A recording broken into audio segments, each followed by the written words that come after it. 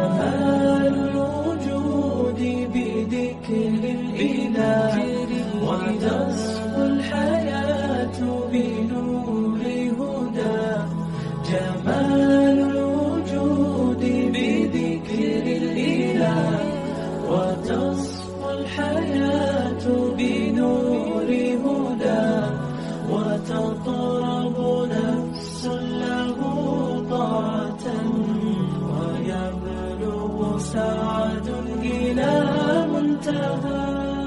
جمال الوجود بذكر الإله وتصفو الحياة بنور هدى.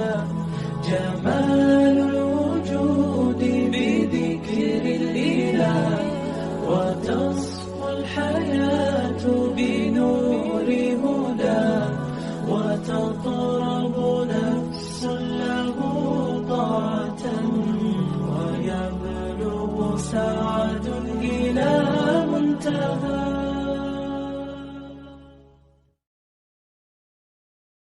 الحمد لله وحده والصلاة والسلام على من لا نبي بعده. فأعوذ بالله من الشيطان الرجيم. بسم الله الرحمن الرحيم. رب اشرح لي صدري ويسر لي أمري واحلل عقدة من لساني يفقهوا قولي.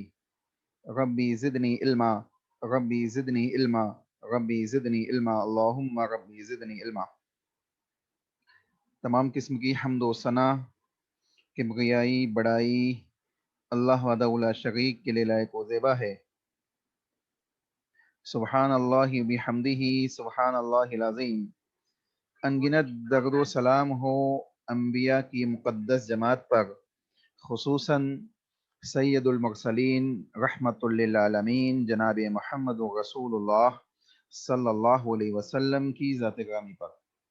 اللہم صلی علی محمد وعلی آل محمد کما صلیت علی ابراہیم وعلی آل ابراہیم انک حمید مجید۔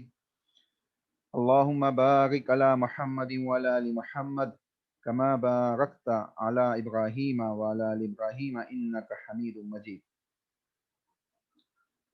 محترم سامعین، انشاءاللہ بلوغ المرام کتاب صفت صلاۃ النبی ہم پڑھ رہے ہیں، اور 281 حدیثیں ہم پڑھ چکے ہیں الحمدللہ۔ آج ہم حدیث نمبر 282 یعنی 282 حدیث سے سٹارٹ کریں گے۔ کتاب کا جو نام ہے باب صفت الصلاۃ، یعنی کتاب الصلاۃ کے اندر ہم جو باب پڑھ رہے ہیں وہ کون سا ہے؟ صفت الصلاۃ، رسول اللہ صلی اللہ علیہ وسلم کی نماز کی صفات کے سلسلے میں، یعنی کیفیات کے سلسلے میں، کہ اللہ کے نبی صلی اللہ علیہ وسلم کا نماز کا طریقہ کیا ہوتا تھا، اس طریقے میں ہم کئی حدیثیں پڑھ چکے ہیں۔ انشاءاللہ آج حدیث نمبر 182 سے ہم پڑھیں گے۔ آواز آ گئی ہے آپ لوگوں کو؟ جی آ رہی ہے آواز۔ جی جزاک اللہ خیر۔ دیکھیے، وَعَنْ ابن عباس رضی اللہ تعالی عنہ، وَعَنْ ابن عباس کا کیا مطلب ہوگا؟ ان عبداللہ ابن عباس، ٹھیک ہے۔ وَعَنْ عبداللہ ابن عباس رضی اللہ تعالی عنہ قال قال رسول اللہ صلی اللہ علیہ وسلم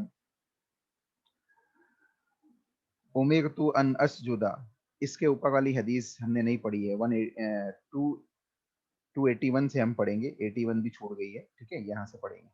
وعن ابی سعید الخدری رضی اللہ تعالی عنہ قال كان رسول اللہ صلی اللہ علیہ وسلم اذا رفع رأسه من الركوع قال اللهم ربنا لك الحمد ملء السماوات والارض وملء ما شئت من شيء بعد اهل الثناء والمجد احق ما قال العبد وكلنا لك عبد اللهم لا مانع لما اعطيت ولا معطی لما منعت ولا ينفع ذا الجد منك الجد۔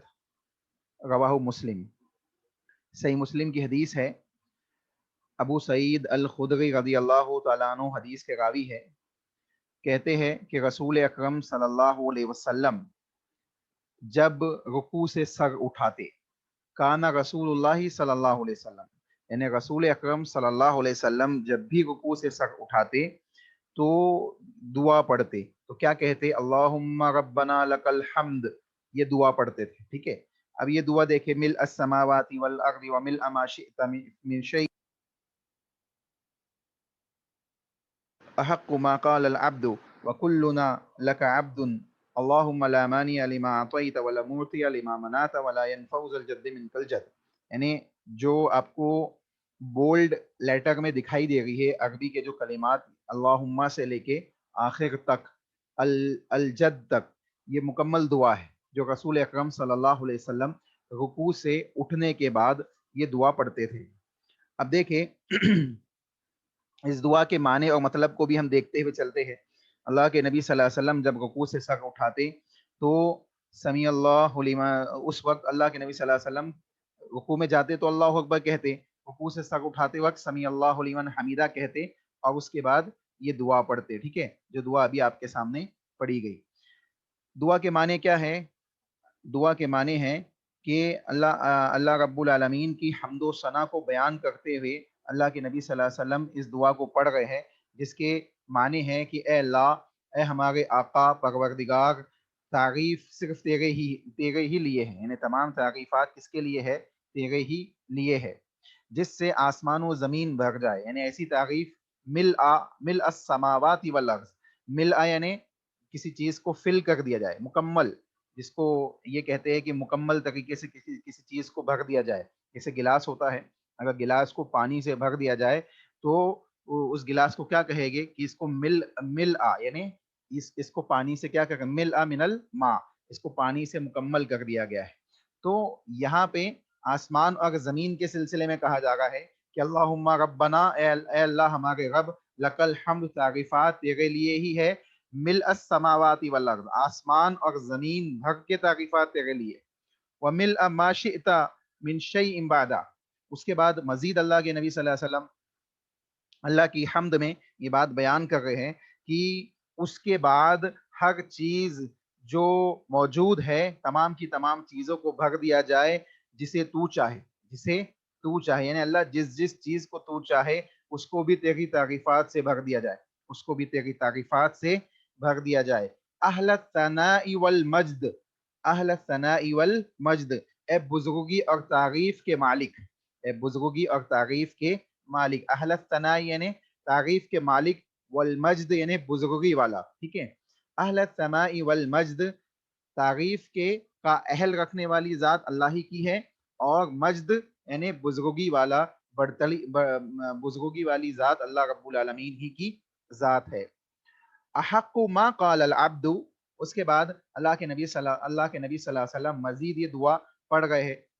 रुकू से उठने के बाद अल्लाह के नबी कह रहे हैं अहक्कु मा क़ाल अल अब्दु, अल्लाह के नबी ने बयान किया कि ए बुजुर्गी और तारीफ के मालिक, तू उसका ज्यादा मुस्तहिक है जो कुछ बंदा कहे, यानी बंदा अपनी जबान से जो कुछ कहे उसका सबसे ज्यादा मुस्तहिक कौन है? अल्लाह, तू ही है। तो गोया हम्दो सना की तमाम तर तारीफात, तमाम तर बातें अल्लाह किसके लिए है? तेरे ही लिए लायक व ज़ेबा है।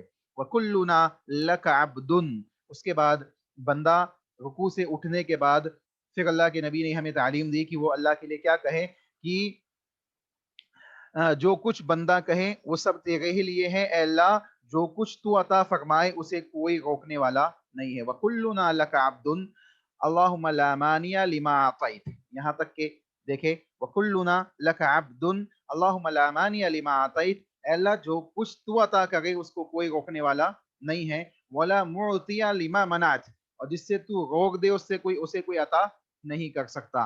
गोया रुकू से उठने के बाद बंदा इस दुआ में अल्लाह की वहदानियत और अल्लाह ही को नफ़ा व नुकसान का मालिक और अल्लाह ही की तरफ अपने अता की गई नेमतों की निस्बत, और जो चीज़ें उसको नहीं मिली है, जो चीज़ें वो चाहता है कि उसको मिल जाए और उसे नहीं मिल पाई है, उसकी निस्बत कि अल्लाह जो मुझे नहीं मिली है तू अगर किसी चीज़ को रोक दे तो उसे कोई अता नहीं कर सकता, और अल्लाह वही चीज़ बंदे को अता करता है जो उसके लिए क्या होती है? भलाई वाली होती है। चुनांचे क्या कहा गया? अल्लाहुम्मा ला मानिया लिमा अतैता, ए ला मानिया लिमा अतैता, जिसको तू अता कर दे جس کو تو عطا کرنا چاہے اسے کوئی روک نہیں سکتا، ولا معطیہ لما منعت، اور جسے تو عطا کرنا چاہے اسے کوئی روک نہیں سکتا، اور جسے تو روک دے اسے کوئی عطا نہیں کر سکتا۔ نانچہ کیا معلوم پڑا کہ اللہ رب العالمین کی وحدانیت اور اللہ کی توحید کو اس دعا کے اندر رسول اکرم صلی اللہ علیہ وسلم نے ارشاد فرمایا۔ اس کے بعد اللہ کے نبی جناب محمد رسول اللہ صلی اللہ علیہ وسلم مزید آگے کلمات پڑھتے ہیں، وَلَا يَنْفَعُ ذَا الْجَدِّ مِنْكَ الْجَدِّ۔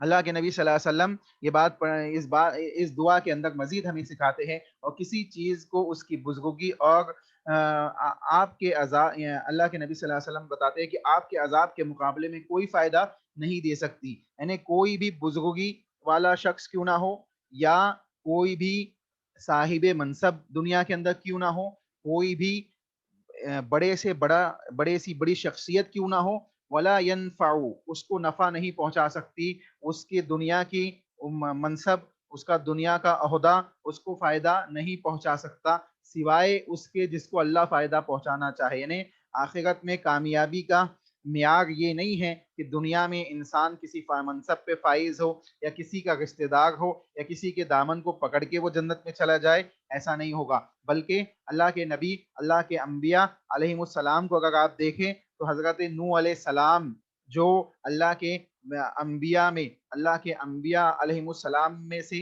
اولو العزم رسول ہے، اولو العزم نبی ہے، وہ نبی جناب حضرت نوح علیہ السلام کی بھی کیفیت یہ ہے کہ جب اللہ کا عذاب آتا ہے تو اپنے بیٹے کو بھی بچا نہیں پاتے ہیں، اپنے بیٹے کو محفوظ نہیں کر پاتے ہیں، اللہ کے عذابات میں ان کا بیٹا بھی مبتلا ہو جاتا ہے۔ تو اگر نسبت یا رشتہ داری سے کسی کو بقا ہوتی، کسی کو اللہ کے عذاب سے بچنا نصیب ہوتا، تو نوح علیہ السلام بھی اپنے بیٹے کو کیا کرتے؟ بچا لیتے۔ اسی طریقے سے حضرت ابراہیم علیہ السلام جو اللہ کے محبوب ہے، خلیل ہے، خلیل اللہ کا لقب جنہیں ملا ہوا ہے، وہ ابراہیم علیہ السلام اپنے باپ کو جہنم میں جانے سے نہیں بچا پاتے۔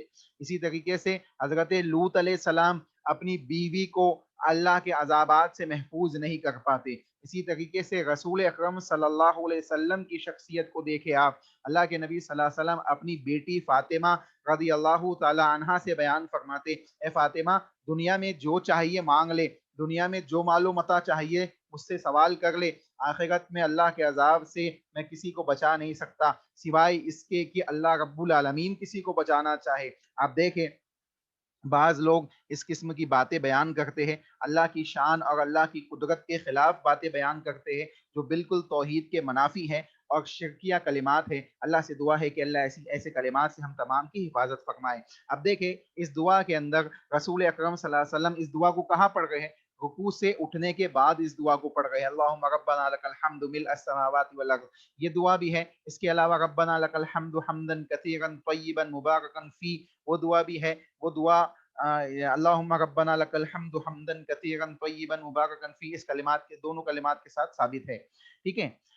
اب اس دعا کے سلسلے میں بعض لوگوں نے یہ چیز بیان کی کہ اس کو صرف نفلی نماز ہی میں پڑھا جائے گا، اس کو صرف نفلی نماز میں پڑھا جائے گا، حالانکہ ایسا نہیں ہے، بلکہ یہ دعا نفلی نمازوں کے علاوہ فرض نمازوں میں بھی پڑھی جا سکتی ہے۔ اگر کسی کو دعا یاد ہے تو فرض نمازوں میں بھی پڑھ سکتا ہے، اگر یاد نہیں ہے تو جو دعا اللہ کے نبی صلی اللہ علیہ وسلم سے دوسری رکوع سے اٹھنے کے بعد فرض نمازوں میں ثابت ہے، ان دعاؤں کو پڑھے۔ دوسری چیز یہ معلوم پڑی کہ رکوع سے اٹھنے کے بعد خالی کھڑے نہیں رہنا ہے، بلکہ دعا پڑھنی ہے، بلکہ دعا پڑھنا یہ مسنون ہے، رسول اللہ صلی اللہ علیہ وسلم کی کیا ہے؟ سنت ہے۔ عام طور پہ یہ دیکھنے میں آتا ہے کہ لوگ رکوع سے اٹھتے ہیں اور فوراً بنا کچھ پڑھے ہی سجدے میں داخل ہو جاتے ہیں، اللہ اکبر سمیع اللہ لمن حمیدہ کہہ کے اٹھے اور فوراً اللہ اکبر کہہ کے سجدے میں چلے گئے۔ تو یہ رسول اکرم صلی اللہ علیہ وسلم کی سنت نہیں ہے، بلکہ اللہ کے نبی کی سنت یہ ہے کہ اللہ کے نبی سیدھا کھڑے ہو جاتے، یہاں تک کہ حدیث میں آتا ہے کہ ریڑھ کی ہڈی اور تمام ہڈیاں اپنی اپنی جگہ پہ واپس آ جاتی، اور اتنی دیر میں یہ جو وقفہ ہوتا ہڈیوں کے واپس آنے کا، اسی وقفے میں رسول اکرم صلی اللہ علیہ وسلم کیا کرتے؟ دعا بھی پڑھ لیتے، اس دعا کو پڑھ لیا کرتے۔ چنانچہ معلوم کیا پڑا کہ اللہ کے نبی جناب محمد رسول اللہ صلی اللہ علیہ وسلم کی سنت یہ ہے کہ اس دعا کو اللہ کے نبی صلی اللہ علیہ وسلم کیا کرتے تھے؟ پڑھا کرتے تھے، فرض نمازوں میں بھی اور سنت اور نفل نمازوں کے اندر بھی اس کو پڑھا جا سکتا ہے۔ اسی طریقے سے فرض نمازوں میں ربنا لک الحمد حمدن کثیرن طیبا مبارکن فی، یہ دعا بھی اللہ کے نبی صلی اللہ علیہ وسلم سے ثابت ہے، ٹھیک ہے۔ اس کے علاوہ دوسری چیز جو اس حدیث سے ہمیں معلوم پڑتی ہے وہ یہ کہ انسان کو چاہیے کہ اللہ کے نبی صلی اللہ علیہ وسلم کی سنت کے مطابق جو دعائیں ثابت ہے اوتھنٹک حدیثوں سے، ان دعاؤں کو اپنی معمولات زندگی کے اندر، اپنی معمولات عبادات کے اندر داخل کریں۔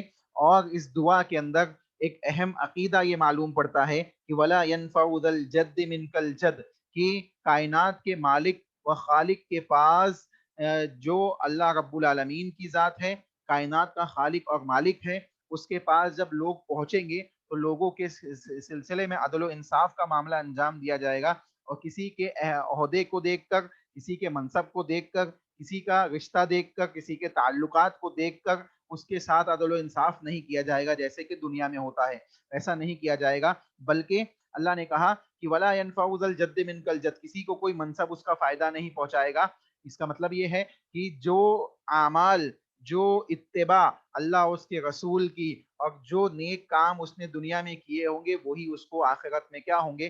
نفع بخش ہوں گے، نفع پہنچانے والے ہوں گے۔ چنانچہ معلوم یہ پڑا کہ عمل صالح کی قدر قیمت، یعنی قدر و قیمت کو انسان سمجھے، ایمان اور عمل صالح کی قدر و قیمت کو انسان سمجھے اور اس کو غنیمت جانتے ہوئے اس ایمان اور عمل صالح کے ساتھ زندگی گزارتا ہوا اس دنیا سے رخصت ہو، ٹھیک ہے۔ اسی طریقے سے رشتہ داری اور منصب اگرچہ انبیاء علیہ السلام ہی سے کیوں نہ ہو، اگر بندہ انبیاء کے اوپر ایمان نہ لائے تو اس کو وہ رشتہ داری اور منصب کوئی فائدہ نہیں پہنچائے گی۔ جب انبیاء کی رشتہ داری فائدہ نہیں پہنچا سکتی تو دوسروں کی رشتہ داری یا دوسروں کا یہ کہنا کہ ہم تمہیں جنت میں داخل کر دیں گے، دنیا میں ہماری بیعت کر لو یا دنیا میں ہمارے دامن کو تھام لو، اس قسم کے الفاظ کا کہنا چھ معنی دارت، اس کی کوئی معنی اور حیثیت نہیں ہوتی ہے۔ چنانچہ معلوم یہ پڑا کہ یہ اس قسم کے کلمات اللہ رب العالمین کے ساتھ کفریہ کلمات ہے جو انسان کے لیے نقصان دہ ہے، اس کے ایمان کے لیے نقصان دہ ہے۔ حدیث سمجھ میں آئی؟ الحمدللہ۔ جی ماشاء اللہ، جزاک اللہ خیر۔ دیکھیے اس کے بعد والی حدیث، اگر کوئی سوال ہو تو پوچھ لیجیے گا آپ لوگ انمیوٹ ہو کے، ٹھیک ہے۔ اس کے بعد والی حدیث دیکھیں، وعن عبداللہ بن عباس رضی اللہ تعالی عنہ قال قال رسول اللہ صلی اللہ علیہ وسلم امرت ان اسجد على 7 اعظم على الجبهة واشار بيده الى انفه واليدين والركبتين واطراف القدمین، متفق علیہ۔ صحیح بخاری اور مسلم دونوں کے اندر حدیث موجود ہے، راوی عبداللہ بن عباس رضی اللہ تعالیٰ عنہ ہیں۔ کہتے ہیں کہ رسول اکرم صلی اللہ علیہ وسلم نے ارشاد فرمایا، اللہ کے نبی صلی اللہ علیہ وسلم نے کہا امرت ان اسجدا، امرت مجھے حکم دیا گیا۔ اللہ کے نبی کیا کہہ رہے ہیں کہ مجھے حکم دیا گیا ہے۔ امرت کا مطلب کیا ہوتا ہے؟ کہ مجھے حکم دیا گیا ہے، یعنی مجھے اس بات کا حکم دیا گیا ہے۔ اب بتائیے اللہ کے نبی اگر یہ کہہ رہے ہیں کہ مجھے اس بات کا حکم دیا گیا ہے تو حکم دینے والی ذات کس کی ہوئی؟ اللہ تعالیٰ کی۔ جی اللہ تعالیٰ کی ذات ہوئی، یعنی اللہ تعالیٰ نے کس کو حکم دیا؟ رسول اللہ صلی اللہ علیہ وسلم کو۔ اللہ کے نبی صلی اللہ علیہ وسلم کو حکم دیا گیا۔ اب کس بات کا حکم دیا گیا؟ اب اس بات کو سمجھ لے، اس جملے سے اس کی اہمیت کو سمجھ لے گی۔ یہ اللہ کے نبی کہہ رہے کہ امرت ان اسجدا، کہ مجھے حکم دیا گیا ہے، مجھے حکم دیا گیا ہے، یعنی یہ اللہ کے نبی کا عمل تو ہے ہی، ساتھ میں اللہ کا حکم بھی ہے۔ اگر اس کے مطابق عمل نہیں ہوگا تو نماز کے اندر خلل پیدا ہو جائے گا، ان بندے کا سجدہ قبول نہیں ہوگا، اور سجدہ قبول نہیں ہوگا تو نماز قبول نہیں ہوگی۔ ایسے شخص کی نماز قبول نہیں ہوگی جو اس حکم کے مطابق اپنی نماز کو ادا نہیں کرتا ہے، جو آگے بیان کیا جا رہا ہے۔ دیکھیں کیا چیز ہے وہ، اللہ کے نبی کہہ رہے امرتو، مجھے حکم دیا گیا، ان اسجودا، کہ میں سجدہ کروں، علی سبعتی اعظم، اعظم کہتے ہیں ہڈیوں کو۔ اعظم کسے کہتے ہیں؟ اعظم دکھائی دے گا آپ کو، یہ ہڈی کو کہتے ہیں، ہڈی کے معنی میں آتا ہے، ٹھیک ہے۔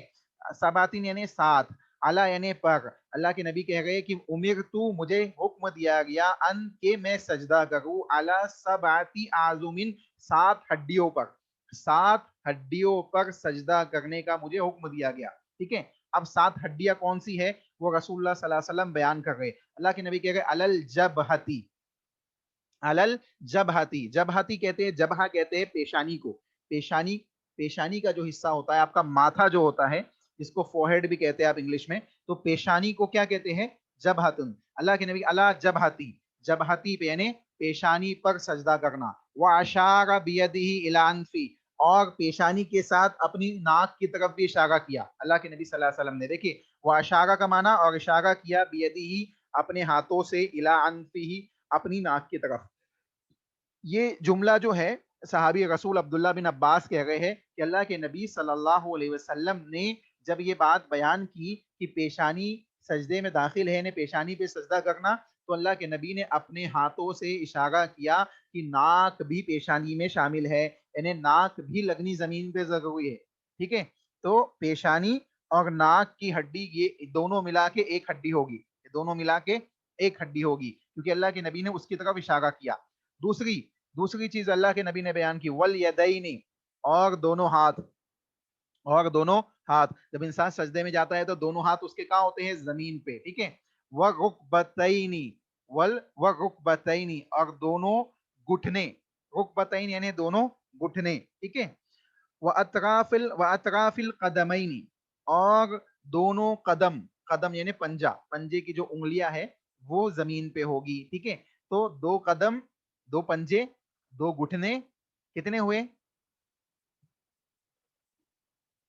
جی؟ کتنے ہوئے؟ نہیں، دو پنجے، پیروں کے پنجے ہو گئے دو، دو گھٹنے کتنے ہوئے؟ یہ ٹوٹل 7 چار. ٹھیک ہے، اور دو ہاتھ 6 6. اور ایک اور پیشانی اور فور ناک، ہیڈ کو لے کے ایک پورا 7. پیشانی اور ناک پیشانی میں ایک. اگر پیشانی اور ناک کو الگ الگ کرے تو کتنے ہو جائیں گے؟ 8 ہو جائیں گے. ٹھیک ہے، لیکن اللہ کے نبی صلی اللہ علیہ وسلم نے الگ نہیں کیا، بلکہ یہ بیان کیا کہ پیشانی اور ناک دونوں ایک میں داخل ہے، یعنی ایک ہی اشارہ کیا کہ پیشانی اور ناک دونوں ایک ہی میں داخل ہے. چنانچہ کتنی ہڈیاں ہوئی؟ 7 ہڈیاں ہوئی. ٹھیک ہے، ٹوٹل 7 ہڈیاں ہوئی جو سجدے میں ٹکے گی. اگر 7 میں سے کوئی ایک ہڈی بھی کسی کی نہیں ٹکتی ہے تو یہ سجدہ قابل قبول نہیں ہوگا، اور وہ نماز قابل قبول نہیں ہوگی، الا یہ کہ کوئی معذور ہو، کوئی ایک کسی کے پاس ایک ہی قدم ہو، یا کسی کے پاس ایک ہی ہاتھ ہو، وہ ایک الگ مسئلہ ہے، وہ عذر ہے، انسان اس میں معذور ہے، اس کے لیے کوئی قباحت کی بات نہیں ہے. لیکن ایک شخص کے پاس اللہ نے عطا کیا ہے تمام چیزیں، خاص طور سے ناک. لوگ ناک نہیں ٹکاتے سجدے میں، پیشانی ٹکاتے ہیں اور ناک ان کی ہوا میں ہوتی ہے. اللہ کے نبی صلی اللہ علیہ وسلم کی اس سلسلے میں حدیثیں بھی سن لے، اور ائمہ حضرات کے اقوال بھی سن لے، تاکہ بات مزید واضح ہو جائے. اس حدیث سے جو بات ہمیں معلوم پڑتی ہے وہ یہ کہ پیشانی اور ناک دونوں مل کر ایک عضو ہے. پیشانی اور ناک دونوں مل کے ایک حصہ ہے، ایک ہڈی ہے، جو رسول اکرم صلی اللہ علیہ وسلم نے بیان کی ہے. اگر ان دونوں کو الگ الگ کر لیا جائے تو کتنے ہو جائیں گے؟ 8 ہو جائیں گے. ٹھیک ہے، اب رسول اکرم صلی اللہ علیہ وسلم کی اس حدیث کے مطابق ائمہ حضرات تھوڑے سے مختلف ہے. جیسے امام احمد بن حنبل رحمہ اللہ علیہ، اسی طریقے سے امام مالک، امام شافی رحمہ اللہ علیہ کا یہ قول ہے کہ دیکھیں اس میں کون کون ہے؟ امام شافی، امام احمد بن حنبل، اور امام مالک رحمہ اللہ علیہ، اور امام ابو حنیفہ کے 2 شاگردان رشید، امام ابو یوسف اور امام محمد. وہ اسی بات کے قائل ہے کہ پیشانی اور ناک ایک ہڈی ہے، اور جہاں پیشانی کو ٹکانا ہے وہ ناک کو بھی ٹکانا ہے، یعنی 7 اعضاء کا ٹکانا کمپلسری ہے سجدے کی حالت میں. ٹھیک ہے، امام کون سے امام؟ پھر سے سنیں، امام مالک، امام احمد بن حنبل رحمہ اللہ علیہ، امام شافی رحمہ اللہ علیہ، اور امام یوسف اور امام محمد جو امام ابو حنیفہ کے شاگرد ہے. امام یوسف اور امام محمد یہ کون ہے؟ ابو حنیفہ رحمہ اللہ علیہ کے شاگرد ہیں. یہ دونوں بھی، اور 3 ائمہ جو ائمہ اربعہ میں سے 3 ہیں، وہ امام احمد بن حنبل، امام شافی، امام مالک، یہ اس بات کے قائل ہے کہ 7 اعضاء کا ٹکنا کیا ہے؟ کمپلسری ہے. اگر کوئی شخص نہیں ٹکاتا ہے تو اس کا سجدہ نہیں ہوگا. وہ اسی بات کے قائل ہے، اور وہ کہتے ہیں کہ پیشانی اور ناک دونوں ایک ہے، ناک اور پیشانی دونوں کا ٹکنا زمین پہ ضروری ہے. ٹھیک ہے، اس کے برعکس امام ابو حنیفہ رحمہ اللہ علیہ کا جو موقف ہے، جو قول ہے، وہ یہ ہے کہ اگر کوئی انسان صرف پیشانی ٹکا لے नाक ना टिकाए तो भी उसकी नमाज दुरुस्त होगी। हालांकि रसूल अकरम सल्लल्लाहु अलैहि वसल्लम की हदीस से ये बात हमें वाज़ेह तौर पे मालूम पड़ गई है कि अल्लाह के नबी सल्लल्लाहु अलैहि वसल्लम ने पेशानी और नाक को एक ही में शामिल किया और इस बात का हुक्म दिया कि मुझे इस बात का हुक्म दिया गया अल्लाह की जानिब से कि मैं 7 आज़ा को ज़मीन पे टिकाऊं सजदे की हालत में। तो क्या मालूम पड़ा कि जो मौक़िफ़ किताब व सुन्नत के मुताबिक है उसको हम कबूल करेंगे, और जो मौक़िफ़ किताब व सुन्नत के मुताबिक नहीं है उसको हम क्या करेंगे, उसको हम छोड़ देंगे। खुद इमाम अबू हनीफा रहमतुल्लाह अलैह का भी यही कौल है कि इज़ा सह्हल हदीसी फहुवा मज़हबी, जब मेरे कौल के मुकाबले में कोई सही हदीस आ जाए तो उसको कबूल कर लेना वही मेरा मज़हब होगा। चनांचे हमें सही हदीस के मुताबिक ये बात मालूम पड़ गई है कि अल्लाह के नबी सल्लल्लाहु अलैहि वसल्लम ने 7 आज़ा पे सजदा करने का हुक्म दिया जिसमें नाक भी शामिल है। ठीक है, इसके अलावा अगर आप हदीस का मजीद मुताला करें तो रसूल अकरम सल्लल्लाहु अलैहि वसल्लम की एक हदीस हमें मिलती है कि अल्लाह के नबी सल्लल्लाहु अलैहि वसल्लम का गुजर एक शख्स के पास से हुआ जो जो नमाज की हालत में था, जो नमाज की हालत में था। सल्लल्लाहु अलैहि वसल्लम ने फरमाया कि जिस किसे उसने अल्लाह के नबी सल्लल्लाहु अलैहि वसल्लम ने देखा।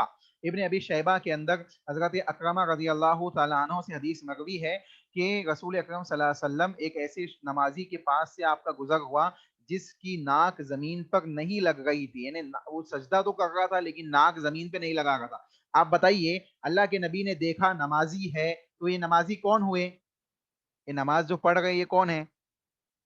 साहब हाँ, सहाबी है, माशाल्लाह, ये सहाबी है। इनसे गलती हो गई है। इनसे गलती क्या हो गई है कि नाक जमीन पे नहीं टिक गई है। सहाबी रसूल से गलती हो गई है कि नाक जमीन पे नहीं टिक गई है। अल्लाह के नबी सल्लल्लाहु अलैहि वसल्लम ने जब देखा तो आपने फरमाया जिस किसी की पेशानी और नाक जमीन पर ना लगे उसकी तो नमाज ही नहीं होती, उसकी तो नमाज ही नहीं होती। आप सोचे, सहाबी रसूल को अल्लाह के नबी सल्लल्लाहु अलैहि वसल्लम कह गए, इसका मतलब वो गलती पे थे, उन्होंने बाद में अपनी इस्लाह कर ली। इन्हें नाक और पेशानी दोनों का हालत सजदे में जमीन पे लगना कंपलसरी है, जरूरी है, बिल्कुल लाजमी है। इंसान को चाहिए कि इसका खुसूसी ख्याल रखे। आम तौर पे लोग इसका ख्याल नहीं रखते हैं। तो खुलासे गुफ्तगू क्या हुआ कि सजदे में कितने आज़ा? 7 आज़ा पर सजदा किया जाएगा। और वो 7 आज़ा कौन कौन से, जल्दी जल्दी बताइए, कोई भी एक जन बताइए। दोनों पैर, जी दोनों हाथ जी और दोनों घुटने जी और एक फोरहेड और नाक की हड्डी पूरी। जी, ठीक, जज़ाकल्लाह खैर, माशाल्लाह। हाँ, तो समझ में आ गया, पेशानी और नाक एक, दोनों हाथ, दोनों घुटने और दोनों कदम। ठीक है, ये 7 आज़ा है जिसको जमीन पे टिकाना सजदे की हालत में कंपलसरी है, लाजमी है हर हर एक सजदा करने वाले शख्स के ऊपर। ठीक है, उसके बाद दूसरी हदीस है, हदीस नंबर 283, वन इब्ने बुहैनता रज़ियल्लाहु तआला अन्हु अन्न नबी सल्लल्लाहु अलैहि वसल्लम काना इदा सल्ला फर्रज बैन यदैहि हत्ता यब्दुआ बयाजु इब्तैहि, मुत्तफकुन अलैह। सही बुखारी और मुस्लिम दोनों के अंदर हदीस मौजूद है। रावी हदीस इब्ने बुहैना रज़ी अल्लाह तआला अन्हु, इब्ने बुहैना रज़ी अल्लाह तआला अन्हु। इब्ने बुहैना ये कौन है? इनका मुकम्मल नाम अब्दुल्ला बिन मालिक बिन अल कसीब है, अल कस्ब, ठीक है, काफ के कसरा के साथ अल क़िज़्ब है। ठीक है, क्या क्या नाम है? अब्दुल्ला बिन मालिक नाम याद रखिए, अब्दुल्ला बिन मालिक याद रखिए। ठीक है, इतना काफी है। अब्दुल्ला बिन मालिक नाम है इनका, इब्ने बुहैना ये इनका लक़ब है। ठीक है, ये सहाबी रसूल है। ये कहते हैं कि रसूल अकरम सल्लल्लाहु अलैहि वसल्लम कि जब जब नमाज अदा करते और सजदा करते तो उस हालत में अपने दोनों बाजू अपने पहलुओं से जुदा रखते। अपने पहलू, जो सजदे की हालत होती है, उस सजदे की हालत में अल्लाह के नबी सल्लल्लाहु अलैहि वसल्लम क्या करते, ये जो इंसान की करवट होती है, जो सीधी करवट या उल्टी करवट होती है जिसको हम कहते हैं, तो सजदे में जब जाते हैं तो हम क्या करते हैं, बाज लोग उससे अपने हाथों को चिपका लेते हैं, उससे चिपका लेते हैं, यानी पेट और करवट के आसपास का जो हिस्सा होता है जहाँ फसलियाँ इंसान की होती है उस हिस्से से अपने हाथों को चिपका लेते हैं। बाज लोग ऐसा करते हैं, मर्दों में भी ये चीज़ मौजूद है और ख़वातीन में तो बहुत ज़्यादा ये चीज़ मौजूद है। ठीक है, बाज लोग तो ऐसा समझते हैं कि ख़वातीन के लिए सजदा ही ऐसे है, सजदा ही ऐसे है। ठीक है, लेकिन क्या चीज़ है इसको समझ ले पहले। बुहैना रज़ी अल्लाह तआला अन्हु कह गए, इब्ने बुहैना कह गए कि अल्लाह के नबी सल्लल्लाहु अलैहि वसल्लम जब सजदा करते, इदा सल्ला जब नमाज पढ़ते, फर्रज बैन यदैहि अपने दोनों हाथों को फैला लेते, حتی یبدو بیاض ابطیہ، یہاں تک کہ آپ کے بغل کی سفیدی دکھائی دیتی، یہاں تک کہ بغل کی سفیدی دکھائی دے دیتی. کیا کہہ گئے؟ اپنے پہلوؤں سے الگ رکھتے، اپنے جو پہلو ہے، جو پیٹ کے حصے ہیں اس سے اپنے ہاتھوں کو سجدے کی حالت میں نہیں چپکاتے. یعنی زمین پہ جب ہاتھ اللہ کے نبی صلی اللہ علیہ وسلم رکھتے تو ہاتھ کو پھیلا کے رکھتے، کھلا کھلا رکھتے، اپنے جسم کے اعضاؤں سے چپکاتے نہیں تھے. اب یہی چیز جہاں مردوں کے لیے ہے، یہی عمل خواتین کے لیے بھی ہے. بعض لوگوں نے یہ بات مشہور کر رکھی ہے کہ خواتین کو چونکہ پردہ ہوتا ہے تو وہ اپنے ہاتھوں کو چپکا لے گی. دیکھیں اللہ کے نبی صلی اللہ علیہ وسلم کی اطاعت سب سے اہم ہے. اللہ کے نبی صلی اللہ علیہ وسلم کی اطاعت کیا ہے؟ سب سے اہم ہے. اور رسول اکرم صلی اللہ علیہ وسلم کو جہاں مردوں کے لیے آئیڈیل بنایا گیا ہے تو وہی خواتین کے لیے بھی آئیڈیل بنایا گیا ہے. ٹھیک ہے. اور اللہ کے نبی صلی اللہ علیہ وسلم کی بیویوں سے زیادہ اور رسول اکرم صلی اللہ علیہ وسلم کی صحابیات سے زیادہ پردہ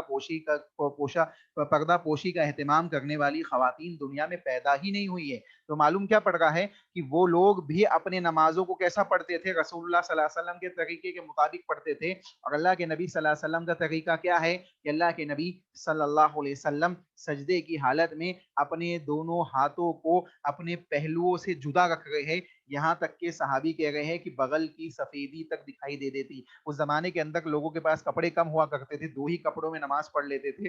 تو کیا ہوتا تھا کہ جب رکوع، آپ دیکھیں احرام کے کپڑوں کو آپ گمان کریں، احرام کے جو 2 کپڑے ہوتے ہیں، جب انسان سجدے میں جاتا ہے تو اس کے جو ہاتھ ہوتے ہیں، خاص طور سے مرد حضرات، تو وہ بغل کی سفیدی یا بغل کا حصہ بھی بعض دفعہ دکھائی دے دیتا ہے. تو رسول اکرم صلی اللہ علیہ وسلم کی اسی کیفیت کو صحابی رسول بیان کر رہے ہیں کہ اللہ کے نبی محمد رسول اللہ صلی اللہ علیہ وسلم جب سجدے میں جاتے تو اس انداز سے اپنے ہاتھوں کو پھیلا لیتے کہ بغل کی سفیدی تک دکھائی دینے لگتی. یعنی یہ رسول اکرم صلی اللہ علیہ وسلم کا طریقہ ہے. اس کا مطلب ہے یہاں تک کہ اللہ کے نبی صلی اللہ علیہ وسلم نے دوسری احادیث کے اندر اس بات کو بھی بیان کیا کہ کتے کی مشابہت کے ساتھ یہ بات بیان کی. اللہ کے نبی نے کہا کہ اپنی رانوں اور بازوؤں سے اپنے ہاتھوں کو الگ رکھو، یہ جانوروں کی مشابہت ہے. یعنی کتے کا ذکر حدیث کے اندر موجود ہے کہ کتے کے بیٹھنے کی طرح تم سجدوں میں نہ بیٹھو، سجدوں میں نہ جھکو. یعنی سجدے کے معاملات اس انداز سے نہ انجام دو جیسے کتا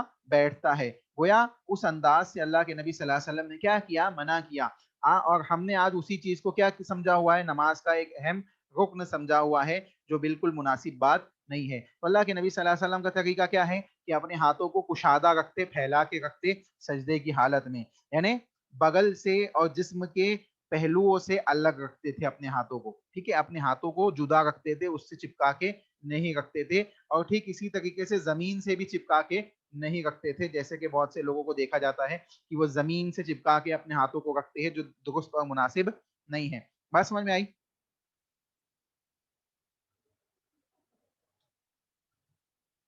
جی بات سمجھ میں آئی؟ جی کوئی سوال ہے کسی کا؟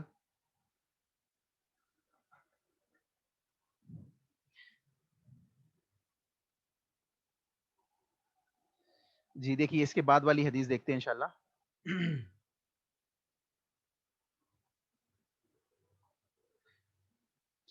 جزاک اللہ خیر. دیکھیے اس کے بعد والی حدیث ہے حدیث نمبر 284. ٹھیک ہے. ٹائم 6 منٹ باقی ہے، ایک حدیث پڑھ لیجئے انشاءاللہ، پھر آپ کو چھٹی دے دیں گے. ٹھیک ہے.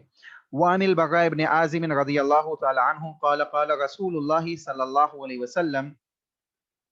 براء بن عازب رضی اللہ تعالیٰ عنہ حدیث کے راوی ہے، کہتے ہیں کہ اللہ کے نبی صلی اللہ علیہ وسلم نے ارشاد فرمایا اذا سجدت فضع کفیک وارفع مرفقیک. رواہ مسلم. صحیح مسلم کی حدیث ہے. رسول اکرم صلی اللہ علیہ وسلم ارشاد فرماتے ہیں کہ حضرت براء بن عازب حدیث کے راوی ہے، کہتے ہیں کہ اللہ کے نبی صلی اللہ علیہ وسلم نے ارشاد فرمایا جب تو سجدہ کرے تو اس وقت اپنی ہتھیلیوں کو زمین پر ٹکا دے اور اپنی کوہنی کو اوپر اٹھا لے. یعنی ہتھیلیوں کو زمین پہ چپکا دے اور کونی کو کیا کرنا ہے؟ کونی کو ہوا میں اٹھا کے رکھنا ہے، زمین سے اٹھا کے. ٹھیک ہے. اب دیکھیں کتنے آپ کو لوگ ملیں گے جو کونی اور بغل چپکا لیتے ہیں، بغل کو بالکل چپکا لیتے ہیں اور کونی کو زمین پہ رکھ دیتے ہیں، زمین پہ رکھ دیتے ہیں. کونی زمین پہ ٹکی ہوئی ہے بغل سے، اور سجدے کی کیفیت اس انداز سے معلوم پڑ رہی ہے کہ گویا ایک قسم کی سستی اور کاہلی موجود ہے. یا سجدے کی حالت میں سونے کی کوشش کی جا رہی ہے. تو رسول اکرم صلی اللہ علیہ وسلم کا یہ طریقہ نہیں ہے. اللہ کے نبی صلی اللہ علیہ وسلم کیا کر رہے ہیں؟ اپنے ہاتھوں کو پھیلا کے بھی رکھ رہے ہیں اور کونیوں کو الگ سے اوپر رکھنے کا بھی حکم دیا کہ الگ سے کونیوں کو کیا کرو اوپر رکھو اور ہتھیلیوں کو زمین سے ٹکا کے رکھو. تو بات کیا معلوم پڑی کہ سجدے کی حالت میں انسان کو ہتھیلیوں کو زمین سے ٹکا کے رکھنا ہے. اور اسی طریقے سے آگے والی حدیث کو بھی اگر آپ ملا لے تو بات مزید واضح ہو جائے گی. اللہ کے نبی صلی اللہ علیہ وسلم نے کہا، وائل بن حجر رضی اللہ تعالیٰ عنہ حدیث کے راوی ہے، ان النبی صلی اللہ علیہ وسلم کان اذا رکع فرج بین اصابعہ واذا سجد ضم اصابعہ، رواہ الحاکم. امام حاکم رحمہ اللہ علیہ نے اس حدیث کو ذکر کیا ہے. کہتے ہیں وائل بن حجر رضی اللہ تعالیٰ عنہ بیان کرتے کہ نبی صلی اللہ علیہ وسلم جب رکوع میں ہوتے تو اپنی ہتھیلیوں کی انگلیاں کھلی رکھتے، یعنی ہتھیلیوں کی انگلی کو کیا کرتے؟ کھلا رکھتے. گھٹنے کو ہاتھ سے پکڑ لیتے، ہاتھ کا جو بیچ کا حصہ ہوتا ہے اس سے پکڑ لیتے اور انگلیوں کو کھول دیتے تھے رسول اکرم صلی اللہ علیہ وسلم. اور جب سجدے میں ہوتے تو اپنے ہاتھوں کی انگلیاں باہم ملا لیا کرتے تھے. مستدرک حاکم کی حدیث ہے جو اس بات کے اوپر دلالت کرتی ہے کہ سجدے کی کیفیت رسول اللہ صلی اللہ علیہ وسلم کی الگ ہوتی تھی اور رکوع کی کیفیت اللہ کے نبی صلی اللہ علیہ وسلم کی الگ ہوتی تھی. بعض لوگوں نے یہ بات بھی لکھی ہے کہ سجدے کی کیفیات میں بھی اللہ کے نبی صلی اللہ علیہ وسلم انگلیوں کو تھوڑا سا پھیلا کے رکھتے تھے، یعنی جب زمین پہ ہتھیلی رکھتے تھے تو انگلی کو کیا کرتے تھے؟ پھیلا کے رکھتے تھے. ٹھیک ہے، تو یہ بعض لوگوں نے بیان کیا ہے. البتہ حدیث سے یہ بات معلوم پڑ رہی ہے کہ اللہ کے نبی صلی اللہ علیہ وسلم رکوع میں اپنی انگلیوں کو پھیلا لیتے تھے اور سجدے میں ان کو ملا لیتے تھے. ضم اصابعہ، اس کو ضم کر لیتے تھے، انہیں ملا لیتے تھے. ٹھیک ہے. اسی طریقے سے حضرت عائشہ رضی اللہ تعالیٰ عنہ کی حدیث ہے، حدیث نمبر 286، کہتی ہے قالت رأیت رسول اللہ صلی اللہ علیہ وسلم یصلی متربعا، رواہ النسائی وصححہ ابن خزیمہ. کہتی ہے کہ اللہ کے نبی صلی اللہ علیہ وسلم کو میں نے دیکھا، اللہ کے نبی صلی اللہ علیہ وسلم کو میں نے دیکھا کہ چار زانوؤں پر بیٹھ کر نماز ادا فرماتے. اللہ کے نبی صلی اللہ علیہ وسلم کو چار زانوؤں پہ بیٹھ کر نماز ادا فرماتے ہوئے میں نے دیکھا. یعنی دائیں پاؤں کے نچلے حصے کو اپنی بائیں ران کے نیچے کر لینا اور بائیں قدم کے باطنی حصے دائیں ران کے نیچے پورے اطمینان کے ساتھ اور سکون کی حالت کے ساتھ اپنے ہتھیلیوں اور اپنے گھٹنوں پر اس طرح رکھے کہ انگلیاں کھلی ہوئی ہو جس طرح حالت رکوع میں کھلی ہوئی ہوتی ہے. تو یہ رسول اکرم صلی اللہ علیہ وسلم کی ایک کیفیت ہے جو حضرت عائشہ رضی اللہ تعالی عنہا نے اس حدیث میں بیان کی ہے. یہ حدیث دلالت کرتی ہے کہ جب آدمی کسی وجہ سے معمول کے مطابق نماز ادا کرنے سے معذور ہو، ایک انسان تھک گیا ہے یا بہت ہی اس کے معاملات بگڑے ہوئے کہ کھڑے ہو کے نماز نہیں پڑھ سکتا اور قیام یعنی کھڑے ہونے پہ قادر نہ ہو، تو اس شکل میں اس کے لیے جائز ہے کہ وہ بیٹھ کر بھی نماز ادا کر سکتا ہے. یہ رسول اکرم صلی اللہ علیہ وسلم سے یہ بات بھی ثابت ہے. چار زانوؤں پہ بیٹھ کر نماز اللہ کے نبی صلی اللہ علیہ وسلم نے ادا کی، یعنی بیٹھ کر اللہ کے نبی صلی اللہ علیہ وسلم نے نماز ادا کی. تو یہاں پہ اس بات کی بھی اجازت ہمیں اللہ کے نبی صلی اللہ علیہ وسلم کی اس حدیث سے ملتی ہے کہ بیٹھ کے بھی ایسے وقت میں جب انسان کھڑے ہونے کی طاقت نہیں رکھتا ہے تو بیٹھ کے بھی نماز وہ ادا کر سکتا ہے. سمجھ میں آئی بات؟ جی کوئی سوال ہے تو پوچھ لیجیے. جی عبد الرحیم صاحب آپ نے ہاتھ اٹھایا، شاید کچھ پوچھنا چاہتے. نہیں معافی چاہوں گا، وہ غلطی سے ہو گیا. ہاں کوئی بات کوئی بات. جی کسی کا کوئی سوال ہے؟ ایک سوال میسج میں آیا، اصل میسج میں مسئلہ تھوڑا سا، ایک منٹ اوکے میں دیکھتا ہوں.